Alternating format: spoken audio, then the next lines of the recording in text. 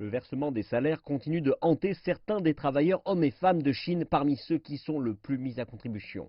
Les travailleurs migrants déclarent avoir entendu toutes les excuses. Manque de fonds dans l'entreprise, erreurs dans le système de gouvernance ou responsabilités diverses pour ne pas obtenir leur salaire.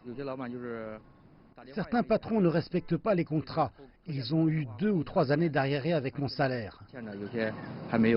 Les membres du bureau d'information du Conseil des affaires d'État ont annoncé mardi que l'objectif premier de ces normes adoptées en décembre est d'éradiquer de tels problèmes liés au salaire pour les travailleurs migrants ruraux. Et les experts de confirmer qu'il y aura des pénalités pour les entreprises qui violent la loi.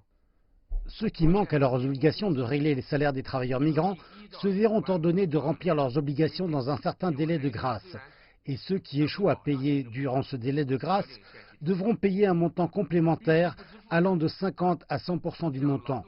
Et ceux qui sont suspectés de ne pas verser les salaires feront l'objet d'une enquête.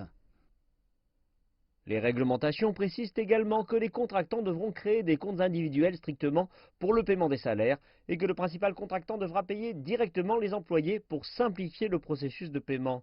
Les entreprises devront utiliser leur véritable nom pour l'enregistrement afin de garantir que tous les employés reçoivent leur salaire. Les officiels du gouvernement indiquent que les nouvelles normes permettront un contrôle accru dès le départ. Aucun projet ni emploi ne peut débuter sans des fonds suffisants. Autrement, la partie responsable pourra faire l'objet d'une enquête. Les normes pour garantir les paiements des salaires pour les travailleurs migrants ruraux entreront officiellement en vigueur à compter du 1er mai prochain.